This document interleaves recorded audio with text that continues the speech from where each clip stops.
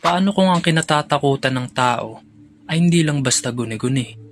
At paano kung totoo pala na may gumagalang masasamang espiritu sa ating paligid? Ito ang kwento ng isa sa pinakakontrobersyal na kaso sa kasaysayan ng Pilipinas.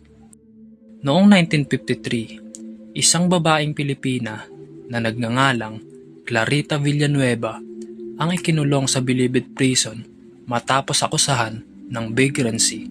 Wala siyang kasong mabigat, ngunit ang nangyari sa loob ng kulungan ang nagpaiba sa lahat.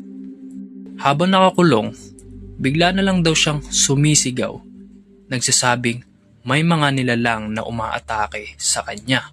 Ayon sa mga ulat ng jail guards at doktor noon, may mga pagkakataon na nagkakaroon siya ng mga sugat at kagat kahit mag-isa lang siya sa selda. Ilang psychiatrist at pari na rin ang tumingin sa kasong ito. May nagsasabing ito ay mental illness at may iilan naman na naniniwalang ito ay isang possession. Ang kaso ni Clarita Villanueva ay naging isa sa pinakakontrobersyal na kwento sa modernong kasaysayan ng Pilipinas dahil hanggang ngayon walang iisang paliwanag ang tinatanggap ng lahat. Ito ba ay sakit sa pag-iisip na hindi pa naintindihan noon o isang karanasan lamang na lampas sa kaisipan ng siyensya?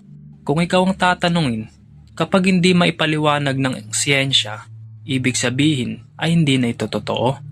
At saan ba dapat magtapos ang paliwanag na ito? Sa ebidensya ba o sa mismong karanasan? Ang kwento ni Clarita Villanueva ay hindi lang tungkol sa multo o demonyo. Ito ay tungkol sa takot, paniniwala at hangganan ng ating pagkaunawa. Hindi lahat ng misteryo ay kailangan natin sagutin, pero lahat ay dapat pag-isipan.